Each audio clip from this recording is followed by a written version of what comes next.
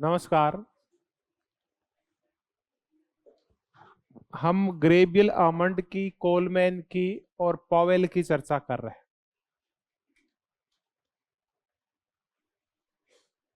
हमारी चर्चा अभी जो केंद्रित है वो ग्रेबियल आमंड और कोलमैन के ऊपर है, आमंड और कोलमैन पे।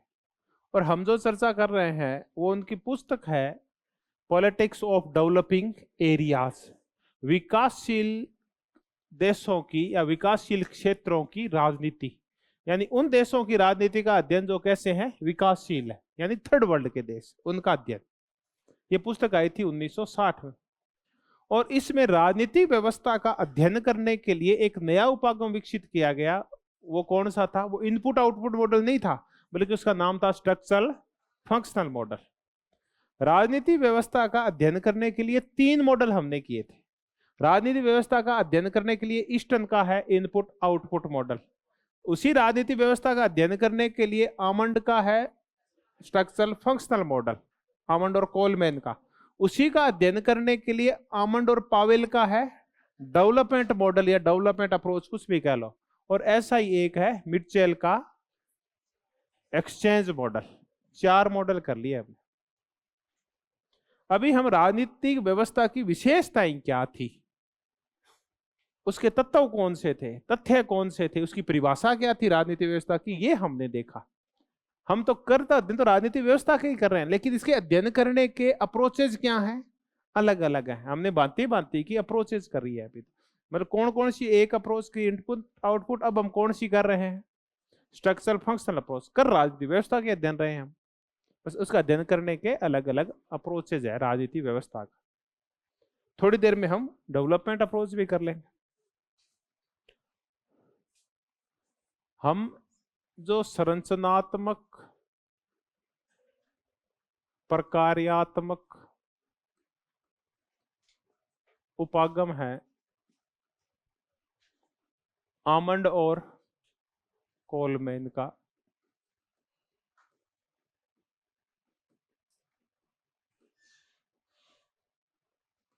ये इसमें राजनीतिक व्यवस्था का एक फ्रेमवर्क बनाते हैं।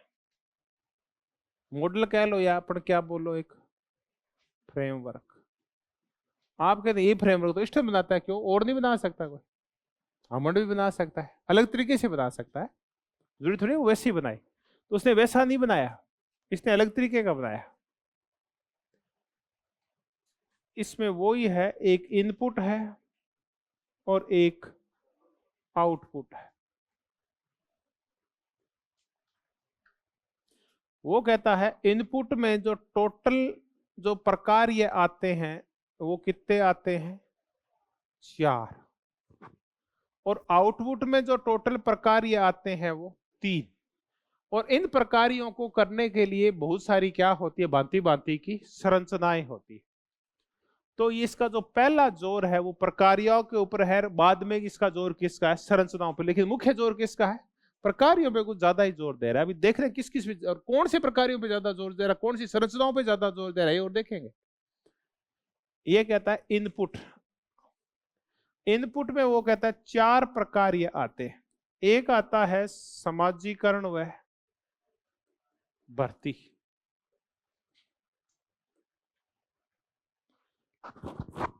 लेकिन देखिए नाम दोनों है, संरचना भी है और प्रकार्य भी। तो एक राजनीति जो व्यवस्था होती है, एक व्यवस्था है या एक देश है, उसमें कुछ संरचनाएं भी पाई जाती है, और एक देश में उन संरचनाओं के द्वारा किए जाने वाले प्रकार्य भी पाए जाते हैं। तो हमारे पास दोनों ही है।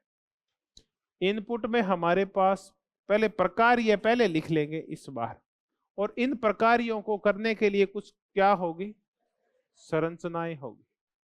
ऐसे ही आउटपुट में भी प्रकार्य आएंगे, कार्य कह लो, फंक्शंस कह लो, उनको करने के लिए कुछ से संरचनाएं आएगी। चलो आपके दिमाग में न तो प्रकार्य बैठ रहे हैं, नई संरचनाएं बैठ रही है, लेकिन 2 चीजें आपके दिमाग में बैठी हुई है, एक तो कार्य है और एक संस्था। स्कूल एक संस्था है, क्या काम करती है? पढ़ाने का काम करती है। संस्थाएं शिक्षित करती है, संस्थाएं वैज्ञानिक बुद्धि का विकास करती है, शिक्षा धार्मिक बुद्धि का विकास करती है, शिक्षा नैतिकता का विकास करती है, शिक्षा आपको पैरों पे खड़ा होना सिखाती है। तो क्या एक स्कूल है वो एक ही काम करता है, बहुत सारे काम करता है? वो बहुत सारे काम करता है। वो खरगोश गिनता है, गुरुजी खरगोश गिनते हैं, पशु गणना करते हैं, मानव गणना करते हैं, है ना। और बच्चों को मिड डे मील खिलाते हैं, जो बच्चे नहा के नहीं आते उनका संडा पोंछते हैं, बहुत सारे काम करने पड़ते हैं। तो संरचनाएं बहुकार्यात्मक होती है। मैं कह गया था ना, एक स्कूल अकेला एक काम नहीं करता, उसको बहुत सारे काम करते करते हैं। एक स्कूल को खाना भी बनाना पड़ता है। आपको देखो खाना बनाना काम रसोई का है, रसोई का नहीं है, स्कूल में ही बनता है। चलिए, तो आप इसीलिए इसने अमंड ने देखा स्कूल को, तभी तो एक बात कही उसने। अब प्रकार्य और संरचनाएं दोनों समझ में आ गई है। प्रकार्य इनपुट में जो आते हैं प्रकार्य वो कितने होते हैं? 4, और आउटपुट में 3। तो टोटल प्रकार्य कितने हैं जो एक राजनीति व्यवस्था के अंदर संपन्न होते हैं? वो 7 प्रकार के काम संपन्न होते हैं। काम तो 7 है, प्रकार्य तो 7 है, संरचनाएं कितनी है? अच्छा, संरचनाएं तो कितनी भी हो सकती है, क्योंकि संरचनाएं बहुकार्यात्मक होती है। एक एक संरचना कई कई काम है करती है। ऐसे मत करो, संरचनाएं तो बहुत सारी होती है। तो कार्य 7 है, ये ध्यान रखना। संरचनाएं 7 है नहीं है, पर कार्य समाजीकरण व भर्ती, ये एक काम है। अभी करेंगे समाजीकरण क्या होता है, व्यापक तो डिटेल में करेंगे ना। इसको जो संरचनाएं करती है, एक संरचना थोड़ी करती है समाजीकरण और भर्ती, ये हमारा परिवार करता है, ये हमारा विद्यालय यानी करता है, शिक्षण संस्थान करते हैं, ये हमारा धार्मिक संस्थान करते हैं, चर्च और मंदिर वगैरह, चर्च और मंदिर, मस्जिद, गुरुद्वारे। और ये काम कौन करता है? मीडिया भी तो करता है। ये हमारा समाजीकरण करता है। ये हमें बताता है कि हमारे देश में लोकतंत्र है, तो आप अपने माइंडसेट को कैसा कर लो, लोकतांत्रिक कर लो। ये राजतंत्र की आलोचना करता है, ये हमारा समाजीकरण करता है। तो ये परिवार, विद्यालय, धार्मिक, चर्च, मंदिर, मीडिया, ये बहुत सारी चीजें जो हमारा समाजीकरण करती है और भर्ती करती है। फिर होता है हितों का अभिव्यक्तिकरण, आर्टिकुलेशन होता है। इंटरेस्ट आर्टिकुलेशन याद रखना, हित अभिव्यक्तिकरण। अब देखो इसकी हिंदी तो बहुत ही सारी है, इंग्लिश तो एक ही है, इंटरेस्ट आर्टिकुलेशन।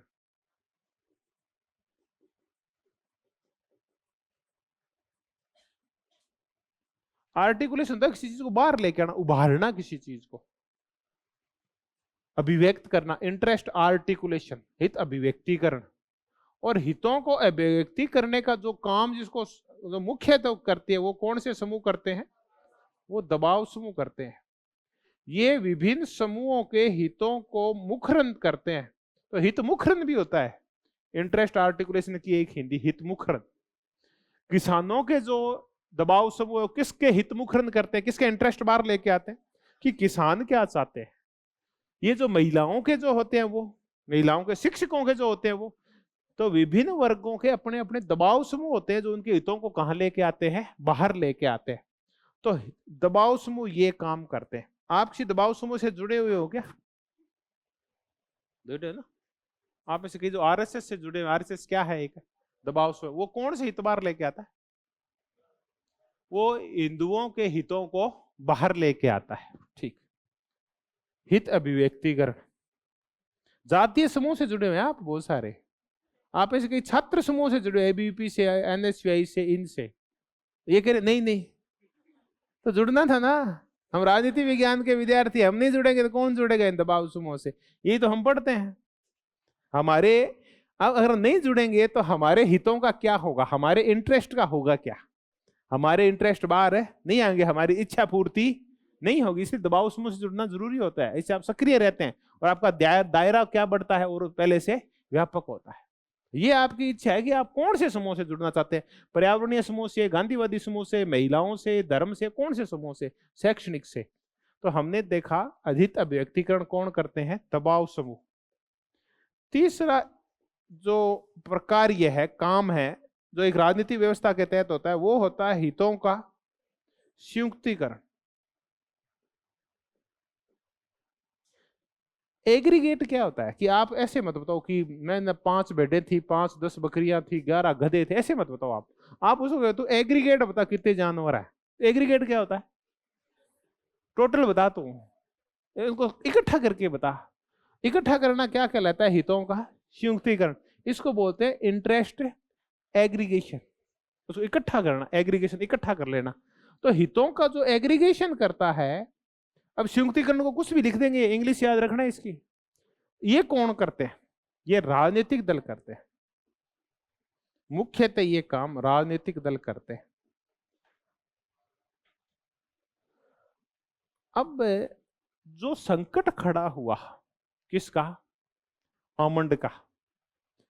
अब इस वाला क्वेश्चन आया कि ये जो ईस्टर्न के साथ संकट क्या था। इसने कहा तो जरूर था कि मेरा इनपुट आउटपुट मॉडल है वो तीनों वर्ल्ड का अध्ययन करेगा, पूंजीवादी देशों का, साम्यवादी देशों का और थर्ड वर्ल्ड का। लेकिन हमने देखा कि वो सिर्फ किसका अध्ययन कर रहा था? सिर्फ फर्स्ट वर्ल्ड का अध्ययन कर रहा था, उदारवादी देशों का, और उस अध्ययन सेट नहीं हो रहा था। अब आ जाओ आप सेकंड वर्ल्ड के अंदर, या आप विकासशील देशों में आ जाओ। क्या ये विकासशील देशों का अध्ययन हो सकता है क्या? नहीं हो सकता। क्यों? क्योंकि विकासशील देशों में दबाव समूह होते हैं, वो कभी भी बहुत ज्यादा बड़ी भूमिका नहीं निभाते, या जिस प्रकार के दबाव समूह आमंड चाहता है वैसे दबाव समूह यहाँ नहीं पाए जाते।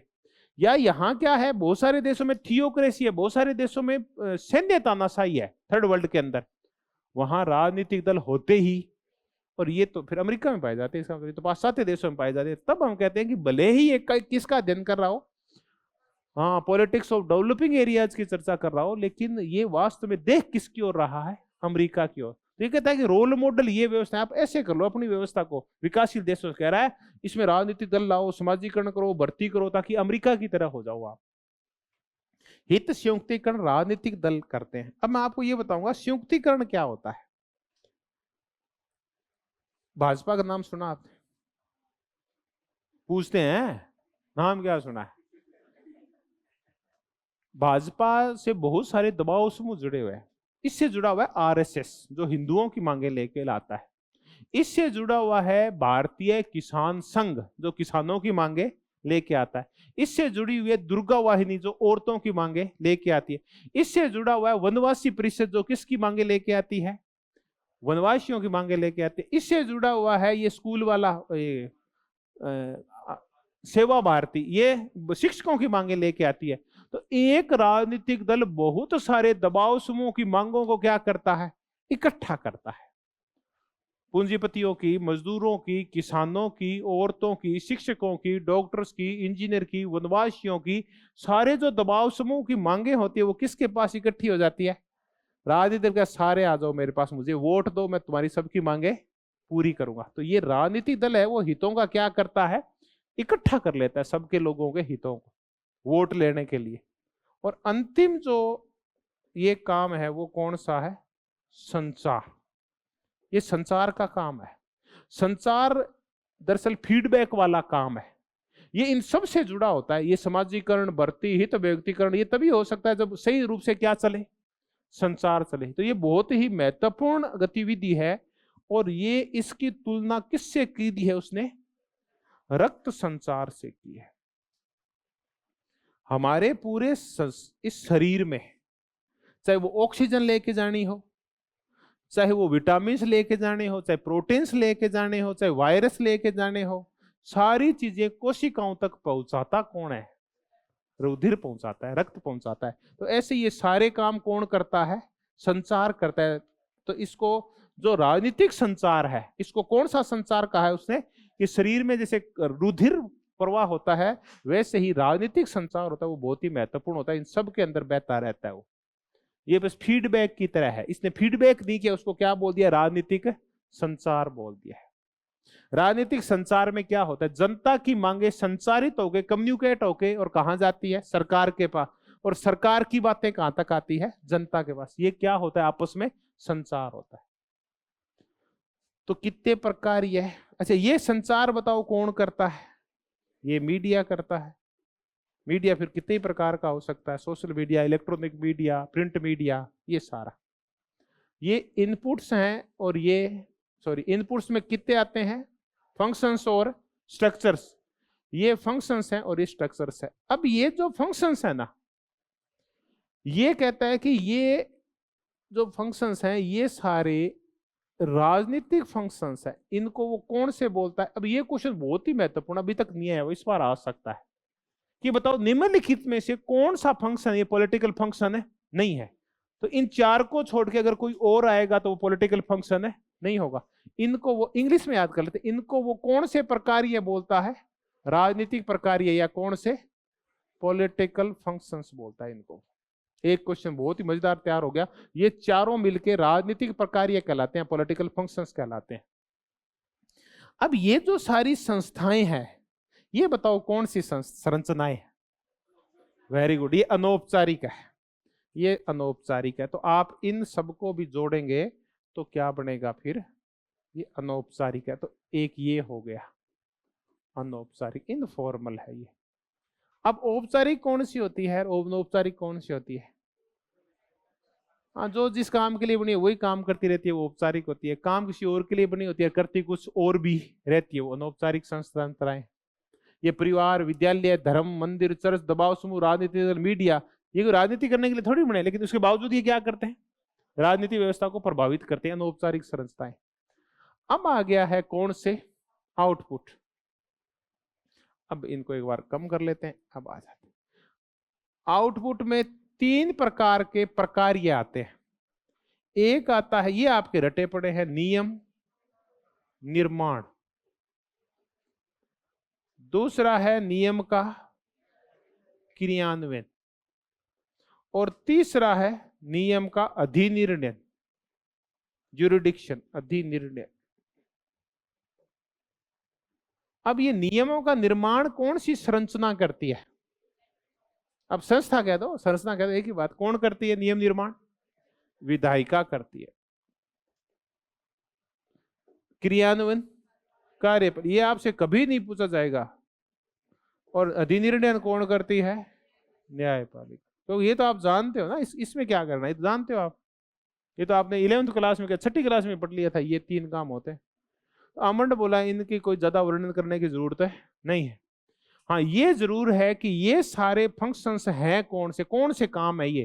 तो ये बोलता है ये गवर्नमेंट के फंक्शन है, सरकार तीन ही तो काम करती है, रटने की जरूरत है। ये पॉलिटिकल फंक्शंस हैं और ये गवर्नमेंट के फंक्शन है। ये राजनीतिक प्रकार्य है और ये शासन कार्य है। अब ये क्या करेगा, एक तरफ ये लिख देगा और एक तरफ लिख देगा ये, या ये लिख देगा कि बताओ ये जो इतने सारे शब्द लिखे, बोलेगा ये बताओ ये कौन से प्रकार के कार्य है। ये शासन के कार्य हैं, ये राजनीतिक कार्य हैं, धार्मिक कार्य है या आर्थिक कार्य है। ये कौन से कार्य है और ये कौन से, ये शासन के कार्य, ये सरकार के काम है। अब ये जो संरचना है वो कौन सी है, औपचारिक है।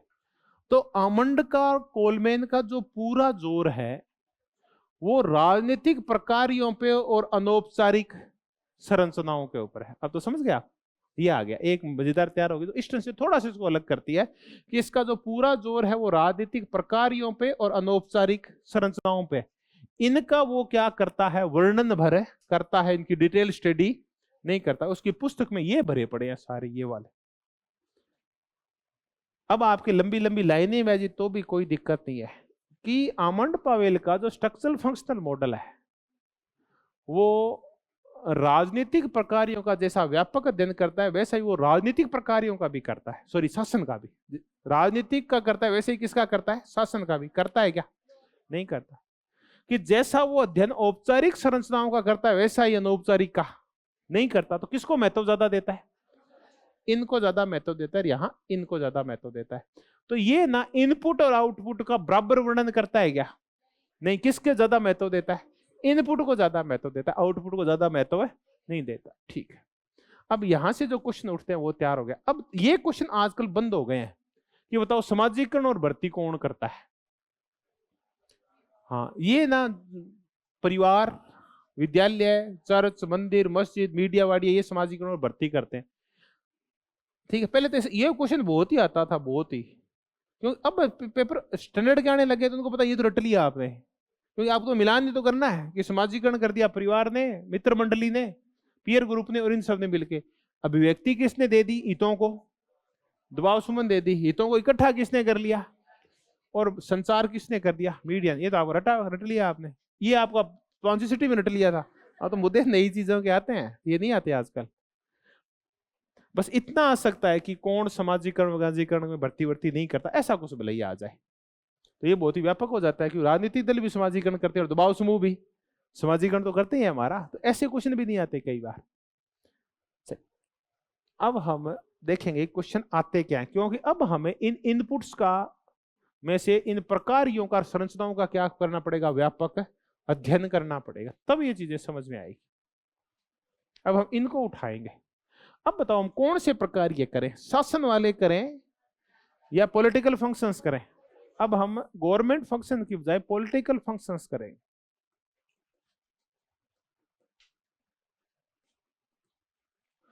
वो फंक्शंस करेंगे जो औपचारिक संस्थाओं द्वारा किए जाते हैं, अनौपचारिक के द्वारा? अनौपचारिक के द्वारा। गुड। तो अपन पहला काम करेंगे वो करेंगे राजनीतिक समाजीकरण और भर्ती। देखिए समाजीकरण नहीं करना है आपका, कौन सा समाजीकरण करना है? राजनीतिक समाजीकरण करना है। और आपकी क्या करनी है? भर्ती करनी है। राजनीतिक समाजीकरण और भर्ती। पहले तो राजनीतिक समाजीकरण क्या होता है ये देखते हैं। जब आप राजनीति के बारे में समझ पैदा करते हैं, जब अपनी राज्य व्यवस्था के बारे में आपके मस्तिष्क में अवधारणाएं और चित्र बनने लगते हैं, जब आप अपनी राजनीतिक व्यवस्था को लेके और मूल्य अभिवर्तियों का विकास करने लगते हैं, सोचने लगते हैं, अनुक्रियाएं करने लगते हैं, बातें करने लगते हैं, बहस करने लगते हैं, तो इसका मतलब आप क्या कर रहे हैं? राजनीतिक समाजीकरण का प्रयोग कर रहे हैं। आप एक दिन बहस कर रहे हैं कि राजतंत्र की बजाय लोकतंत्र ज्यादा अच्छा है। आप ये देखते हैं कि एक दलीय व्यवस्था की बजाय बहुदलीय व्यवस्था ज्यादा अच्छी है। आप कहते हैं कि विभिन्न दबाव समूह होते हैं वो अच्छे होते हैं, एक समाज वो अच्छा होता है जिसमें बहुलवाद पाया जाता है। तो इसका मतलब आप क्या सीख रहे हैं? कुछ नए नए सामाजिक राजनीतिक समाज चीजें सीख रहे हैं। तो जब एक पीढ़ी से दूसरी पीढ़ी को राजनीति सिखाई जाती है तो वो क्या होता है? राजनीतिक समाजीकरण होता है। जब आपके पिताजी ये कहते हैं कि बेटा अपने प्रधानमंत्री है ना, ये मोदी जी है, बहुत ही अच्छे हैं, तो तू देख तू वोट डालने जाए ना तो किसको डाल के आना? मोदी जी को, क्योंकि उन्होंने मंदिर बना दिया है, सेंगोल ले आए हैं, है ना, तो इसका मतलब आप उनको दो। अब आपका वो क्या कर रहे हैं? राजनीतिक समाजीकरण कर रहे हैं। दूसरा एक और परिवार है, उसमें और बैठे हैं, वो कह रहे हैं कि बेटा देख तू इस बार वो बीजेपी को वोट मत देना, क्योंकि ये तो सिर्फ कहाँ घुमाती रहती है? मंदिर और मस्जिद। तो उस पार्टी को वोट देना जो ये कहती है कि मैं किसानों का और मजदूरों का कल्याण करूंगी, तो सीपीआई को वोट दे के आना। तो उस बच्चे का अलग प्रकार से समाजीकरण हो रहा है। तो ये होता है समाजीकरण और भर्ती। जब एक पीढ़ी उस देश की राजनीतिक व्यवस्था के बारे में दूसरी पीढ़ी को सिखाती है तो वो क्या होता है? राजनीतिक समाजीकरण होता है। तो जब आप किसी भी राजनीतिक व्यवस्था के मूल्य, उसकी अभिवर्तियां, उसकी संरचनाओं के बारे में, उसके कार्यों के बारे में सीखते हैं तो आपका क्या हो रहा है? राजनीतिक। ये राजनीतिक समाजीकरण आपका थोड़ा थोड़ा तो बचपन से शुरू हो जाता है, या 5वीं 6वीं तक आते आते तो किताबें तक आपका राजनीतिक समाजीकरण करने लगती है, गुरुजी भी करने लगते हैं। वो आपको कहते हैं बताओ भारत मेरा देश है और हम सब भारतीय भाई बहन है, फिर आप धीरे से बोलते हैं एक को छोड़ के है ना, एक को तो आप बचा ही लेते हैं अपने लिए। मैं जानता हूं आपकी नेचर को, कई 2-2-3 तो बचा के रखते हैं ठीक है कि एक वैसे ही ठीक है, एक से शादी कर लेंगे, है अच्छा। तो जब आप ऐसे करके हाथ करते हैं तो आपका राजनीतिक समाजीकरण हो रहा है। वो आप में राष्ट्रवाद के भावों का विकास हो रहा है, बंधुत्व के भावों का विकास हो रहा है। फिर आप पढ़ते हैं भारतीय संविधान की प्रस्तावना, तब आपका समाजीकरण हो रहा है। गुरुजी कहते हैं बता अपना देश कैसा है, तो आप कहते गुरु जी ठाक होने की शो गया गोल गोल सहचो और कुंटो सही यार वो नहीं है, मैं बता रहा हूँ किस प्रकार की राज व्यवस्था है। तब आप कहते हैं कि गुरु जी मैंने ये पढ़ा था कि गणतंत्रात्मक है, ये धर्मनिरपेक्ष है, ये कैसा है लोकतंत्रात्मक है, ये समाजवादी है। इसका तात्पर्य है कि आपको क्या सिखाया जा रहा है, आपकी राज व्यवस्था के बारे में सिखाया जा रहा है। तो ये क्या होता है, राजनीतिक समाजीकरण होता है। अब ये जो राजनीतिक समाजीकरण होता है ये विभिन्न व्यवस्थाओं में अलग अलग प्रकार से होता है। कुछ जो आधुनिक व्यवस्थाएं होती है अलग प्रकार से होता है, पिछड़ी व्यवस्थाओं के अंदर अलग प्रकार से होता है। अब ये क्वेश्चन आता है आपके, ये नहीं आता समाजीकरण भर्ती कौन करता है कैसे करता है, ये तो हमने रट लिया। अब ये है कि ये समाजीकरण होता कैसे है। तो एक व्यवस्थाएं होती है कौन सी, आधुनिक, और दूसरी होती है कौन सी, पिछड़ी हुई। आधुनिक व्यवस्थाओं में ये कैसे होता है, तो ये कहता है आधुनिक व्यवस्था में जब आपका समाजीकरण होता है, मूल्य अभिवृत्तियां वो सीखते हैं, वो यूनिवर्सल होती है, यानी सार्वभौमिक होती है। और इसमें जो होती है वो पर्टिकुलर होती है।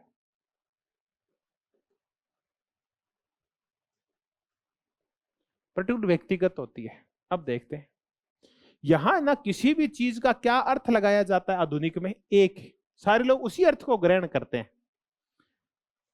यहां क्या कहा जाता है कि आपका देश क्या है, धर्मनिरपेक्ष है, ठीक है।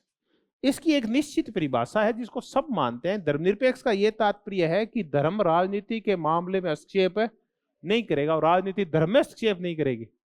अब आ जाते हो आप कहां, जब मुद्दा पर्टिकुलर हो जाता है। जब पर्टिकुलर आपको सिखाया जाता है कि धर्मनिरपेक्षता का यह तात्पर्य है कि आपको अल्पसंख्यकों की ओर झुकाव होना होगा, आपको उनका तुष्टीकरण करना पड़ेगा, ये होता है उनकी रक्षा करना होता है धर्मनिरपेक्षता। कि धर्मनिरपेक्षता वो नहीं होती, धर्मनिरपेक्षता ये होती है कि अल्पसंख्यकों को मारो, गोली किसकी जय जयकार होनी चाहिए, बहुसंख्यकों की। चौथा कहता है धर्मनिरपेक्षता कोई मुद्दा ही नहीं है, अपने देश में धर्म धर्म है, धर्मनिरपेक्षता हो ही नहीं सकती। कुछ कह रहे हैं धर्मनिरपेक्षता तात्पर्य होता है कि धर्म के विभिन्न मामलों में हस्तक्षेप कर देना जहां गड़बड़ हो रही है। तो इसका तात्पर्य है अब धर्मनिरपेक्षता की कोई निश्चित परिभाषा नहीं है। कोई इसको अल्पसंख्यक तुष्टीकरण के बारे में मानता है, कोई बहुसंख्यकों की इच्छाओं की मानता है, कोई इसको सकारात्मक दखलंदाजी मानता है। तो इसका तात्पर्य कोई निश्चित परिभाषा नहीं। लोग सोच ही नहीं पा रहे, अलग अलग परिभाषाएं, ठीक है। आप जैसा भी है, यूनिवर्सल होता है, इसमें क्या होता है, पर्टिकुलर होता है। इसमें विशिष्ट होता है, स्पेसिफाई होता है, और इसमें स्पेसिफाइड नहीं होता, इसमें विस्तृत होता है। इसको क्या बोलते हैं, डिफ्यूज। डिफ्यूज है, डिफ्यूज होता है। सिंपल उदाहरण है, आधुनिक व्यवस्था में आप जाओ एक दुकानदार के पास कि भाई जी मुझे चाहिए 5 मीटर कपड़ा, वो कहले मिल जाएगा। वो कहे अच्छा, कंप्यूटर खोलेगा कि भाई ये 100 रुपये मीटर है, 500 रुपये लगेंगे, ठीक है दे दो। दूसरा आया, भाई जी वो वाला कपड़ा चाहिए 5 मीटर, वो क्या वही भाव है तो पीछे वाला लेके, सेम कपड़ा है सेम भाव है, 500 रुपये लगेगा।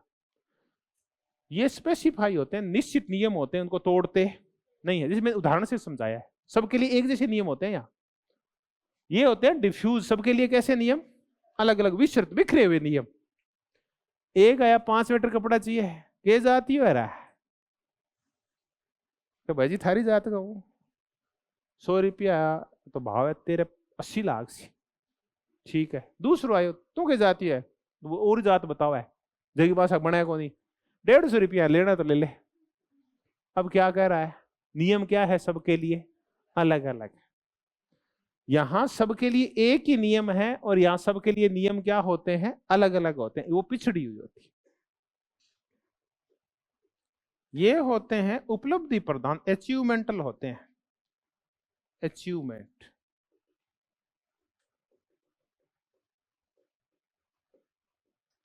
और ये अचीवमेंटल नहीं होते, एस्क्राइब्ड होते हैं या जन्मजात होते हैं। इनको क्या बोलते हैं, आरोपित।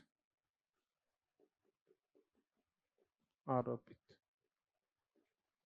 अचीवमेंट, यहां आपका जो स्टेटस है वो आपके अचीवमेंट पे निर्भर करता है। आपकी इज्जत कम है या ज्यादा है, वो आपकी योग्यता पे निर्भर करती है। आधुनिक के अंदर यहां वो आपकी योग्यता पे निर्धारित नहीं करती, बल्कि आपकी गरिमा आपके ऊपर क्या की जाती है, आरोपित की जाती है। ये जन्मजात होती है इन देशों के अंदर। यहां तो आप वही होते हैं जो आप अचीव करते हैं, और यहां आपको चीजें थोपी जाती है आपके ऊपर, आप होते नहीं, आप पे थोप दी जाती है। तो आप जिस घर में जन्म लेते हैं, जिस धर्म और जिस जाति में जन्म लेते हैं, आपको वही चीजें मिलती है। आप अचीवमेंट कर भी लेंगे तो उनकी इज्जत नहीं होती। आप हैं दलित और एमपी बन गए हैं तो फिर भी आपकी इज्जत नहीं होगी।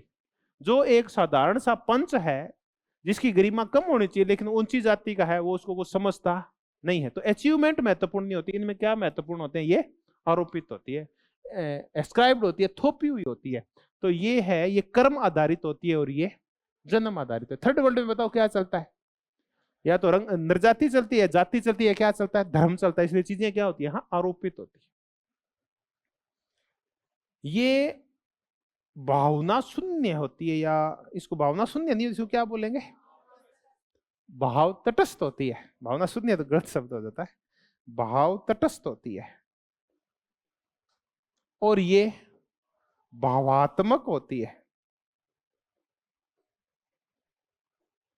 भाव तटस्थ। इसका तात्पर्य ये जब निर्णय करती है ना, तो ये नहीं है कि यार आरक्षण दे देते हैं, अपने जाति वाले हैं यार, है? इस जाति को आरक्षण, मुख्यमंत्री ये निर्णय कर लेता है, देखो इस जाति ने ये मेरे को वोट नहीं देती, मैं तो इसको आरक्षण दूंगा ही नहीं। तो ये कौन सा निर्णय हो गया, भावात्मक। जहां भावनात्मक रूप से काम करते हैं, जाति या धर्म वगैरह कैसे होते हैं, भावनात्मक मुद्दे होते हैं। यहां आप भावनाओं के प्रति क्या होते हैं, तटस्थ होते हैं। छोटा सा मुद्दा लेते हैं, भारतीय नौकरशाही और ब्रिटिश नौकरशाही, क्या अंतर होगा दोनों में। ये जब भी काम करेंगे जाति को, धर्म को और भाई भतीजों को देख के काम करते हैं, भावनाएं जुड़ी होती है। दो लोग पहुंचे वहां, एक उसका भतीजा था और एक कोई और ही था, तो ये क्या करेंगे, अपने भतीजे को पहले वरीयता देंगे, क्योंकि भावनाएं प्रधान है। ये भावनाओं के प्रति क्या है, तटस्थ है। दोनों की योग्यता देखेंगे, इंटरव्यू लेंगे, जो ठीक है उसको रख लेंगे। उससे भावनाओं से फर्क यहाँ तो बेटा ही आ जाए, उसके प्रति ये भाव तटस्थ होते हैं। इस प्रकार का समाजीकरण होता है। नंबर 5, ये समुदाय के प्रति उन्मुख होते हैं। इनका ओरिएंटेशन होता है, झुकाव होता है, वो किसकी ओर होता है, ये समुदाय के प्रति होते हैं। इसको कम्युनिटी नहीं बोलते, कुछ और ही बोलते हैं, कलेक्टिव, इकट्ठा होना। ये कलेक्टिव ओरिएंटेशन होता है इसमें।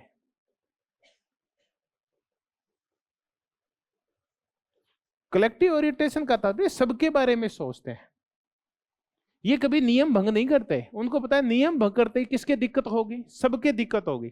तो ये जाके और टी करके ऐसे करके और लाल बत्ती वैसे अड़ाते नहीं है। ये सुबह कौन कौन आते हैं, आप आते हैं ना कई सुबह पढ़ने के लिए।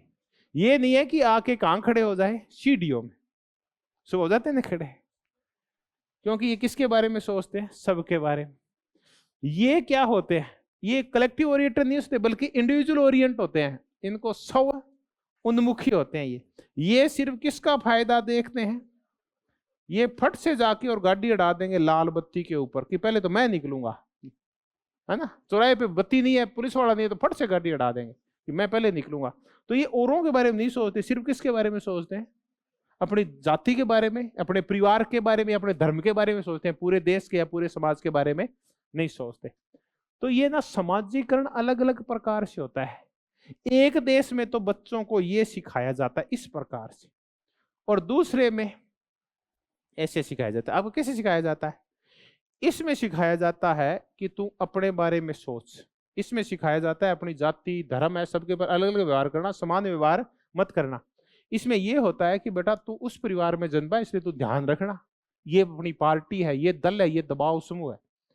इसमें है कि अपने जब भी कोई काम करे तो उसमें किसका प्रयोग करना, भावनाओं का।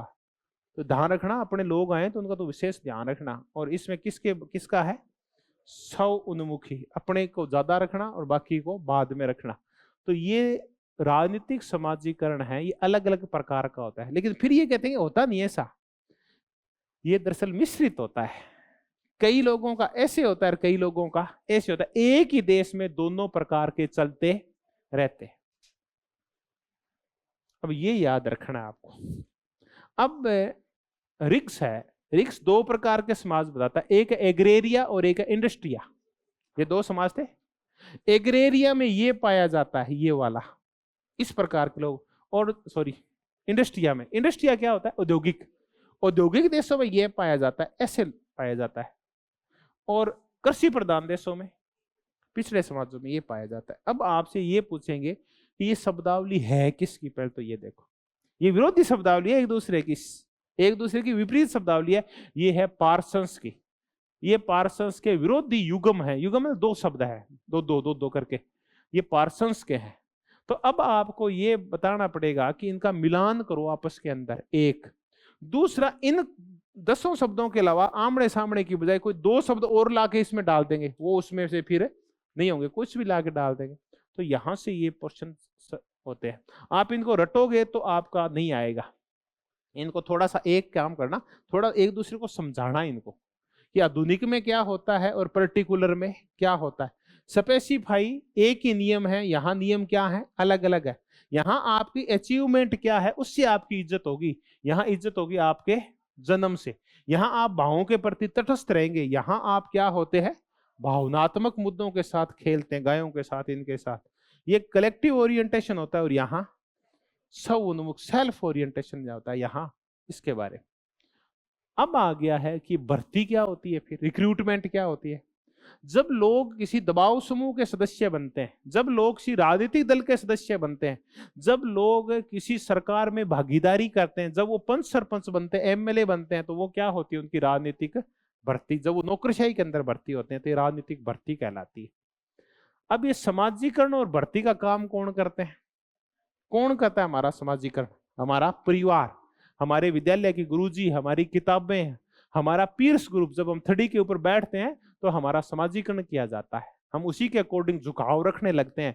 हमारे अगर पीयर्स ग्रुप में बहुत सारे, जैसे आप चले गए जेएनयू में, तो क्या होगा? आपका उसी हिसाब से क्या समाजीकरण किया जाएगा और आपका झुकाव किस ओर कर दिया जाएगा? वामपंथ की ओर कर जाएगा। अगर आप किसी दक्षिण पंथी विश्वविद्यालय में गए तो आपका झुकाव किस ओर हो जाएगा? दक्षिण पंथ की ओर हो जाएगा। ऐसा है। तो आपका पीयर्स ग्रुप भी आपका समाजीकरण करता है, मीडिया भी करता है। ये सारे काम हमने एक चीज किया, राजनीतिक समाजीकरण और भर्ती।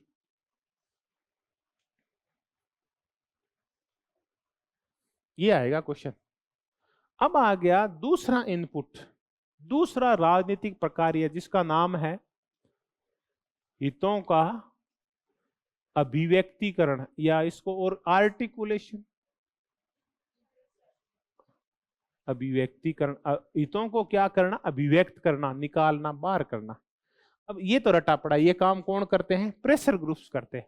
दबाव समूह आप समझने लग गए हैं, छवि बन गई आपके दबाव समूह की मस्तिष्क में। क्या आप जब यूनिवर्सिटी में या कॉलेज में थे तो आपने देखा होगा, लिखा हुआ होता है एबीवीपी, लिखा होता है एनएसयूआई, लिखा होता है SFI, student federation of India. ये छात्रों के क्या है? दबाव समूह। एक अखिल राजस्थान बेरोजगारी महासंघ चलता है, उसका देख सको यादव, उपेन यादव, वो क्या है बताओ? अखिल वो दबाव समूह है किसका? बेरोजगारों का, जो नौकरी की मांग है और रिजल्ट की मांग करते रहते हैं, वो दबाव समूह है। अब आप ये तो समझ गए दबाव समूह क्या होते हैं। अब आ गया कि ये दबाव समूह होते कितने प्रकार के हैं।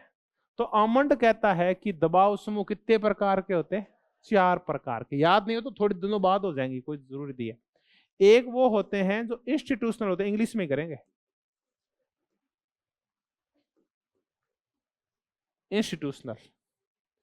दूसरे जो होते हैं वो होते हैं एसोसिएशनल।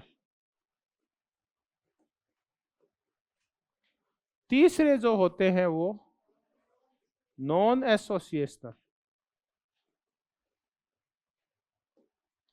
और पांचवें जो, सॉरी चौथे एनोमिक। जो राजनीति से सीधे जुड़े होते हैं वो कौन से होते हैं? इंस्टीट्यूशनल होते हैं। बीजेपी ने कोई कोर कमेटी बना रखी है टिकट बांटने के लिए एमपी को, वो क्या है बताओ? राजनीतिक है। ये कांग्रेस का एक वो संगठन चलता था, ओ वाला, उसको सिंडिकेट। सिंडिकेट क्या था? एक राजनीति का एक संगठन था। तो वो क्या होता है? इंस्टीट्यूशनल होता है, जो इंस्टीट्यूशन के अंदर ही पाए जाते हैं। आईएएस के समूह, बड़े बड़े नेताओं के जो समूह होते हैं, ये सारे इंस्टीट्यूशनल होते हैं। एसोसिएशनल, ये जो राजनीति से बाहर रहते हैं, व्यवसायियों के, इनके जो दबाव समूह होते हैं, आर्थिक दबाव समूह होते हैं, व्यवसाय के आधार पे, कार्यों के आधार पे जो दबाव समूह बनते हैं, वो कौन से होते हैं?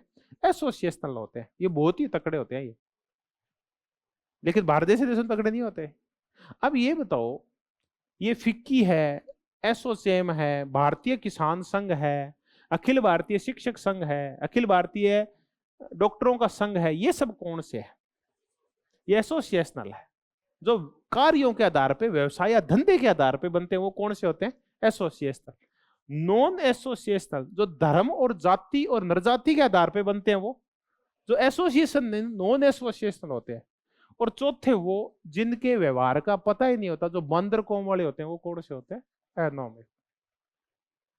जो कभी भी चलते चलते ही कुछ भी कर सकते हैं, अशांति फैला सकते हैं, और ये असंवैधानिक साधनों का प्रयोग भी कर सकते हैं, बम विस्फोट भी कर सकते हैं, वो एनोमिक होते हैं।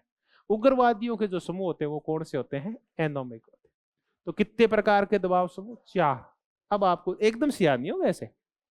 इंस्टीट्यूशनल कौन से होते हैं? जो राजनीति के अंदर, राजनीतिक संस्थाएं, संरचनाओं में जो काम करते हैं। एसोसिएशनल, जो कार्यों के आधार पर बने होते हैं, किसानों के, मजदूरों के, डॉक्टरों के, शिक्षकों के, ये वाले।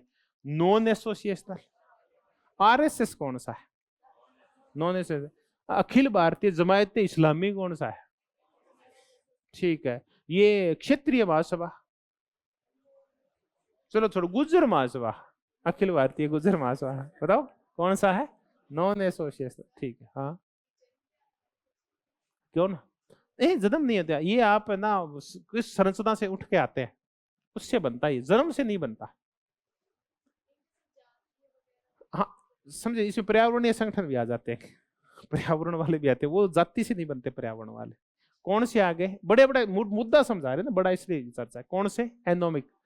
बब्बर खालसा वगैरह ना, सिम्मी वगैरह, ये सब कौन से हैं? एनोमिक। अब ये तो हो गया हितों का अभिव्यक्तिकरण, आर्टिकुलेशन। अब हितों को क्या करना है बताओ? एग्रीगेशन करना पड़ेगा, है? शालीमार बाग, तालिबान राजनीतिक दल है? तालिबान है क्या? नहीं है। तालिबान एक, नहीं, आप थोड़ी परिभाषित करोगे, वो परिभाषित करेगा मैं क्या हूं। वो क्या है? इंस्टीट्यूशनल है, शासन के अंदर काम करता है। एक ऐसा समूह जो कहां काम करता है? शासन के अंदर काम, वो इंस्टीट्यूशनल है।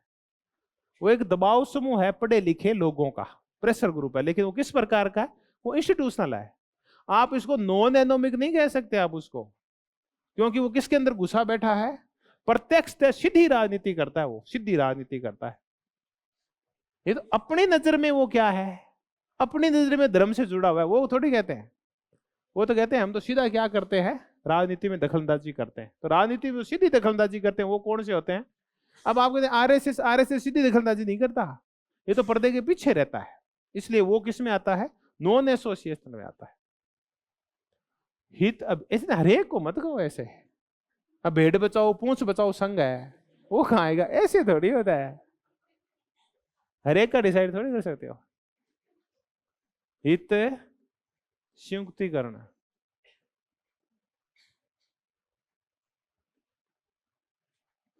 मुझे ना इतना पता नहीं था, जहां जितनी ज्यादा जागरूकता और शिक्षा होती है, वहां दबाव समूह उतने ही ज्यादा होते हैं। तो मैं ना एक बार, मैं उस भादरा चला गया, हनुमानगढ़ की एक तहसील है भादरा, हनुमानगढ़ जिले में। तो उसके ना हनुमानगढ़ की बाकी कल्चर बिल्कुल ही अलग है। उसकी कल्चर है ना, वो थोड़ी सी हरियाणा से मिलती जुलती है और थोड़ी सी झुंझुनू से मिलती जुलती है। तो वहां मैंने क्या देखा, हर एक घर के आगे, हर दूसरे 30 घर के आगे अध्यक्ष की पट्टी लगी हुई है, और बड़ा सा लिखा हुआ है अध्यक्ष।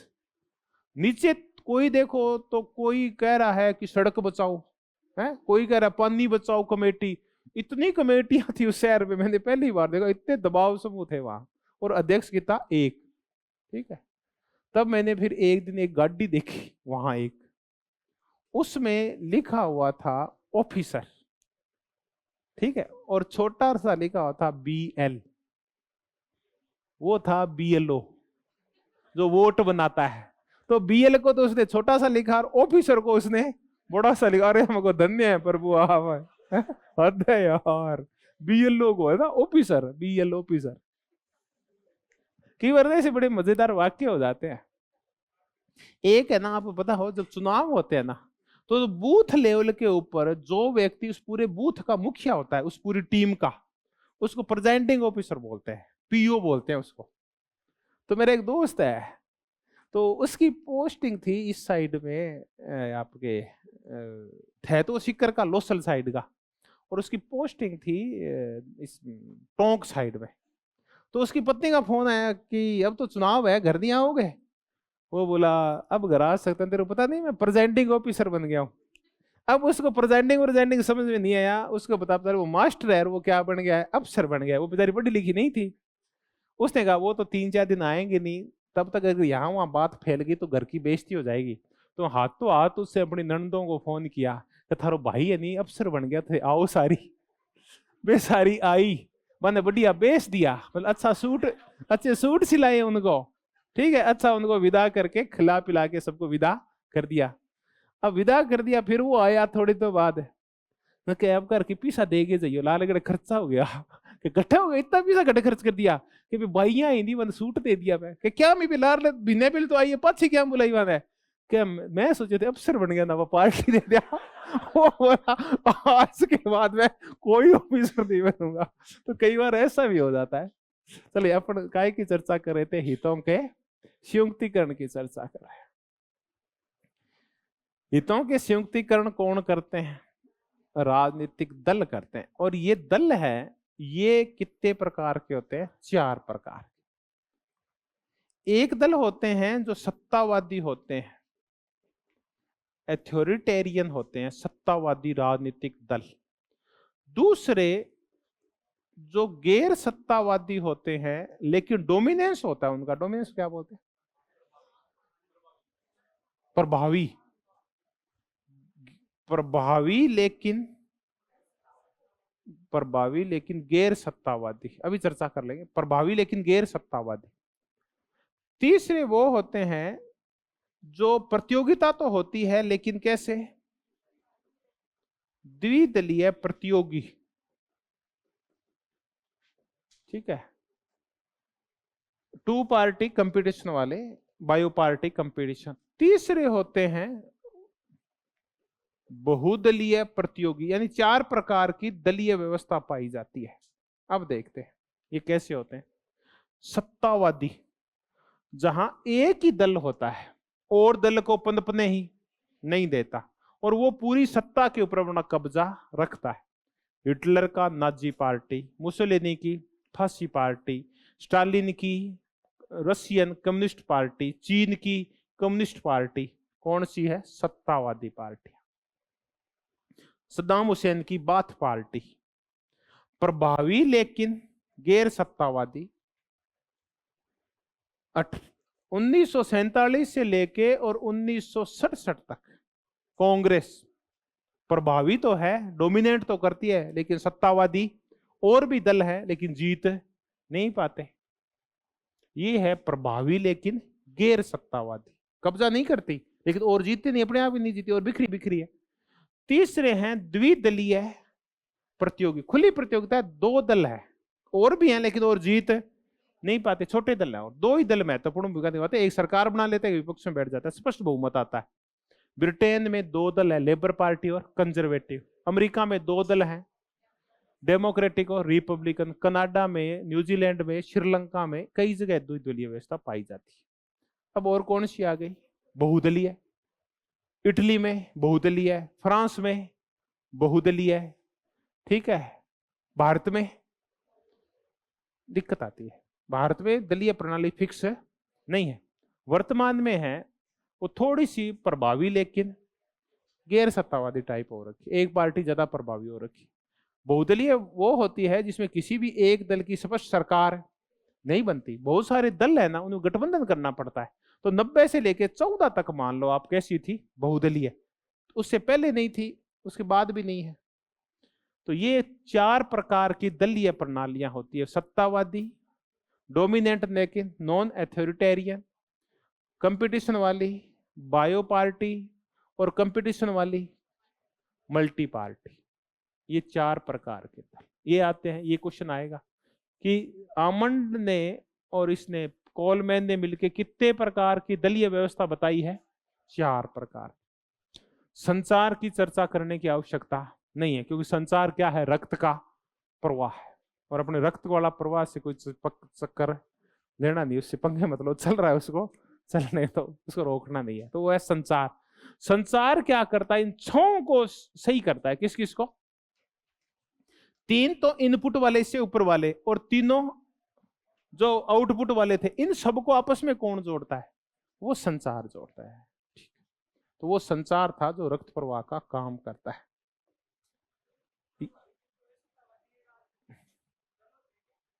दलीय प्रणाली, दलीय सिस्टम, दल नहीं होते, दल का उस दल में क्या सिस्टम पाया जाता है?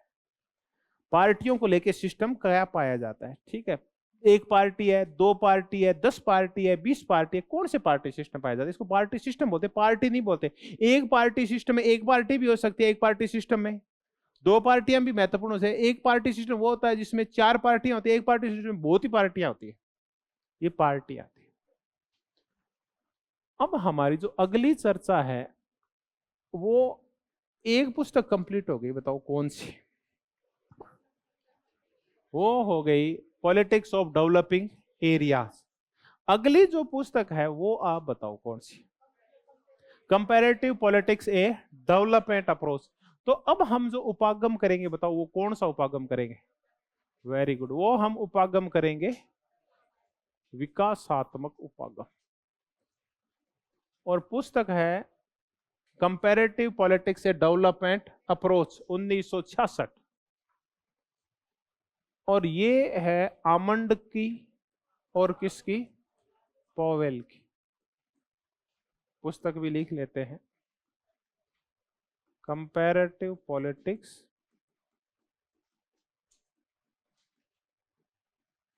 ए डेवलपमेंट अप्रोच। चलिए, अब इसमें वो एक ही काम करता है। जहां उसका स्ट्रक्चरल फंक्शनल मॉडल है, इसमें वो पूरा जोर स्टेबिलिटी के ऊपर देता है। इसमें उसका पूरा जोर काय के ऊपर? अंतः क्रिया पे। क्वेश्चन तैयार हो गया कि डेवलपमेंट अप्रोच, और इस पुस्तक में उसका पूरा जोर है वो काय के ऊपर है?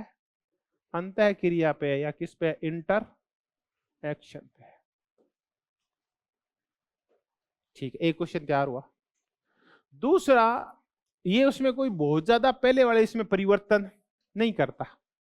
वहां जहां ये कहता है कि एक होता है इनपुट और एक होता है आउटपुट, इसमें थोड़ा सा चेंज कर देता है। और अब वही मुद्दा ले आते हैं, कौन सा? डेविड स्टन वाला। वो कहता है एक होता है इनपुट, एक होती है प्रोसेसिंग, और एक होता है आउटपुट। ये लो जी, ये है फर्स्ट स्टेज, ये है सेकंड स्टेज, और ये है थर्ड स्टेज। इसमें क्या आता है इनपुट में? तो वो कहता है इनपुट में जो आता है वो आता है राजनीतिक व्यवस्था के प्रति अनुकूलन, अडेप्टेशन, और दूसरा और जोड़ लो चाहे इसमें, मेंटेनेंस। इसमें आता है राजनीतिक समाजीकरण, थोड़ा सा बढ़ाया है और कुछ नहीं किया। और इसके तहत आता है आपकी राजनीतिक भर्ती। अब ये क्या है? समाजीकरण आप समझ गए, भर्ती आप समझ गए, दलों के सदस्य बनना, दबाव समूह के सदस्य बनना, नौकरशाही के अंदर जाना, मंत्री बनना। आपको क्या करना है? अडेप्टेशन, अनुकूलन बनना है। कोई भी व्यवस्था है, अगर उसमें आपको स्टेबिलिटी रखनी है तो आपको क्या रखना पड़ेगा? उसका बदलते माहौल के अनुसार उसको बदलना पड़ेगा। गर्मी बढ़ती है तो एसी क्या करता है, और ज्यादा ठंडी फेंकने लग जाता है, तो कमरे को अनुकूलित कर देता है। तो व्यवस्था के लिए क्या जरूरी है, ब्रेकडाउन होने से बचाने के लिए क्या जरूरी है, अनुकूलन। और अनुकूलन के लिए फिर भांति भांति की भर्तियां की जाती है, और भांति भांति के तरीकों से लोगों को क्या किया जाता है, समाजीकरण किया जाता है, उनको उसी हिसाब से ढाला जाता है ताकि लोग क्रांति नहीं करें। ये कौन सी है, प्रोसेसिंग। प्रोसेसिंग को वो कन्वर्जन बोलता है, रूपांतरण बोलता है। और ये ध्यान रखना, इस डेवलपमेंट अप्रोच में वो रूपांतरण में इसको छोड़ के बाकी 6 को शामिल कर लेता है कन्वर्जन में। कि कन्वर्जन का काम कौन करता है, रूपांतरण का काम, तो वो सबको शामिल कर लेता है। 3 तो वो वाली बताओ कौन से, हितों का, अभिव्यक्तिकरण, हितों का संयुक्तिकरण और संचार। और 3 कौन से शामिल कर लिए, आउटपुट से ले आया, राजनीतिक नियम निर्माण, क्रियान्वयन और अधिनिर्णय। ये 6 प्रकार की चीजें किस में आ गई, रूपांतरण में। अब ये है, अभी और आएगी। अब निकला क्या चीज, आउटपुट निकला। अभी आउटपुट निकला ना, तो इसमें जो चीजें निकली, जो परिणाम जो निकले, जो निर्णय जो निकले, ये नियम निर्णय नहीं है, यहां ये जो चीज निकल के आएगी उसको वो बोलता है आपकी क्षमता, या आपकी दक्षता, या आपकी तो ताकत है, इसको कैपेबिलिटी बोलता है।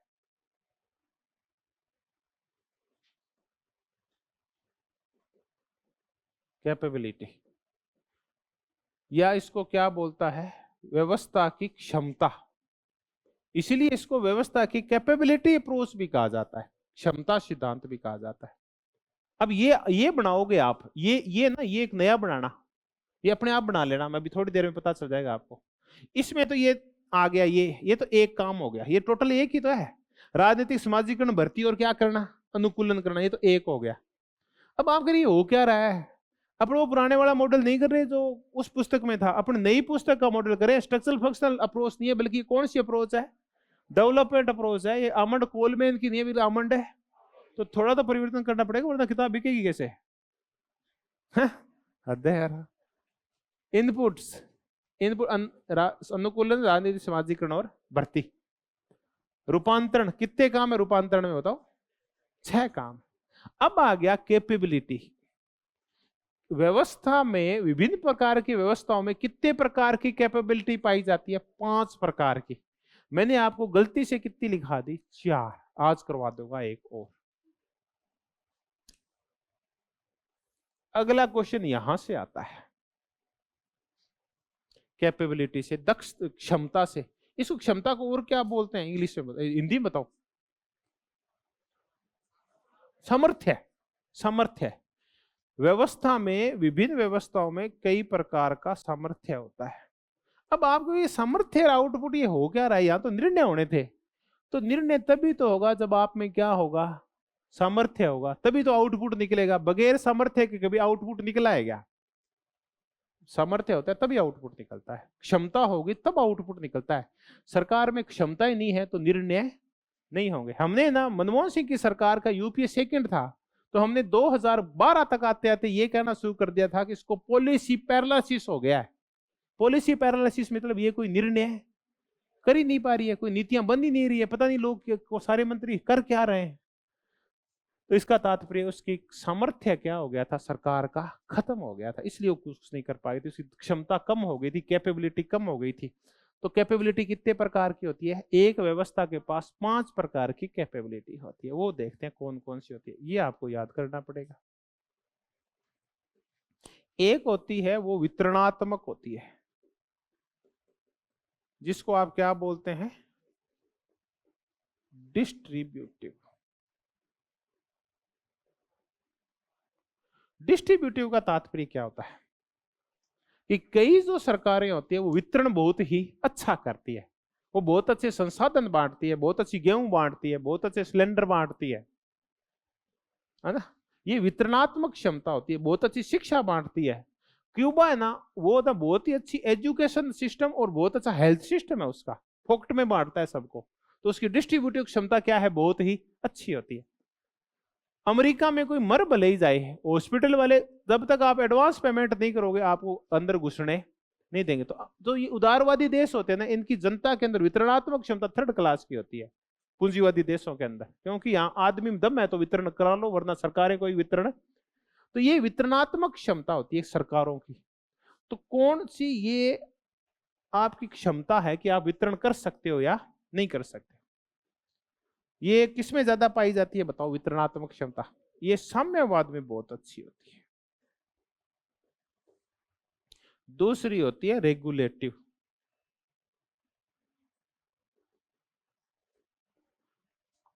अब एक बार ना बताऊंगा क्वेश्चन क्या आएगा। रेगुलेटिव, रेगुलेटिव होता है लोगों का व्यवहार विनियमित करने की क्षमता। ये आया शी जिनपिंग। शी जिनपिंग ने आते ही एक काम किया, हजारों लोगों को मौत के घाट उतार दिया, कईयों को सरेआम और कईयों को चुपचाप जांच करवाई उसने आते ही, क्योंकि देश में भ्रष्टाचार भारी मात्रा में फैला हुआ था। तो जैसे लोग फांसी चढ़े ना हाथों आती, क्या हुआ, भ्रष्टाचार पे प्रतिबंध लग गया, व्यवहार क्या हो गया, नियंत्रित हो गया। सरकारें जब मजबूत होती है तो रेगुलेशन अच्छा होता है, कमजोर सरकारों में रेगुलेशन अच्छा। अफगानिस्तान में आज से 3 साल पहले देखिए, तालिबान की सरकार आने से पहले तालिबान खुद ही क्या करता था, सरकार दूसरी थी, लोकतंत्र थी, दंगा नाच करता था वो।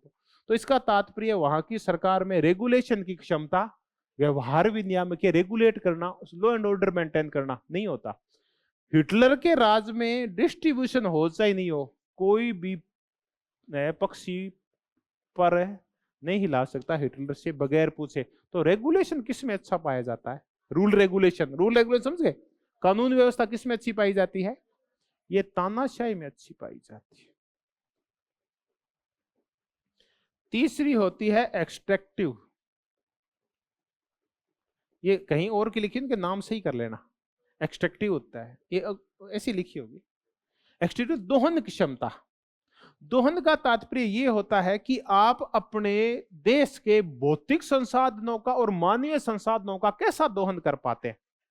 इस टाइम चीन अपने भौतिक और मानवीय संसाधनों का भरपूर दोहन कर रहा है, और हम यहां काय में लगे हुए हैं, पटका सा बांध के गाय बचाने में लगे हुए हैं, और या मोबाइल के ऊपर क्या खेल रहे हैं, धर्म रक्षा खेल रहे हैं। एक्सट्रैक्टिव यानी मानव और भौतिक संसाधनों का कैसा उपयोग करना, सही उपयोग करना। ये किस में पाया जाता है, हिटलर आया, आते उसने जर्मनी को काम पे लगा दिया कि सारे सोना नहीं है, जर्मनी को महान राष्ट्र बनाना है, सारे दिन रात काम करो। तो जर्मन भूखे मर गए, लेकिन काम करना नहीं छोड़ा, बगैर पैसा ही काम कर रहे थे जोरदार। तो देखते देखते जर्मनी जो बर्बाद हो गया था फर्स्ट वर्ल्ड वॉर में, अगले 20 साल में वापस क्या बन गया, सुपर पावर बन गया। तो ये उसकी कौन सी क्षमता थी उस सिस्टम की, एक्सट्रैक्टिव क्षमता। ये भी तानाशाहियों में बहुत पाई जाती है। एक होती है रेस्पॉन्सिव।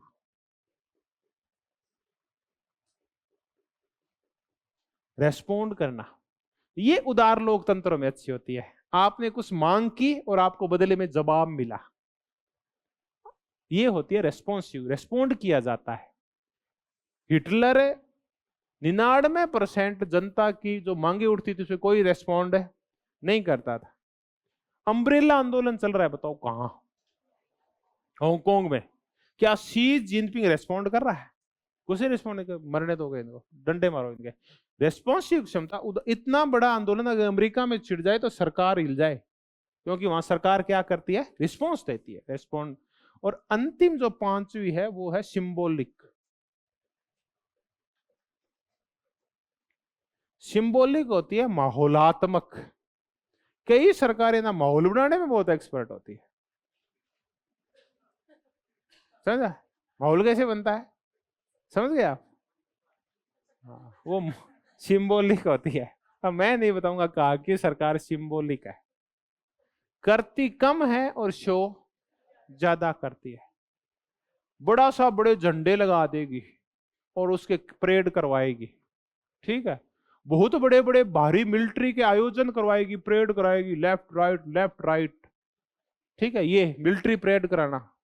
जब भी नेताओं के दौरे होंगे तो बहुत बड़े बड़े हाईटेक टेंट लगाए जाएंगे, जैसे कोई ईश्वर आ रहा हो, ये कौन सी क्षमता होती है सरकार की? सिंबॉलिक क्षमता होती है। कई सरकारों में ये बहुत ज्यादा होती है। तो बताओ कितने प्रकार का सामर्थ्य होता है? बस जितना ही सामर्थ्य होगा आउटपुट वैसा ही निकलेगा। एक होता है चीजों को बांटने का, एक होता है लोगों को डंडा मार के सीधा करने का, एक होता है लोगों की क्षमताओं का उपयोग करने का, दिन रात काम करवाने का, एक होता है जनता की मांगों की जवाब देने का, और एक होता है प्रतीकात्मक या सिंबॉलिक। कितने प्रकार के सामर्थ्य? 5 प्रकार के सामर्थ्य। अब सामर्थ्य की एक हद होती है। अब कुछ नहीं बचा, 15-20 मिनट का मुद्दा बचा है।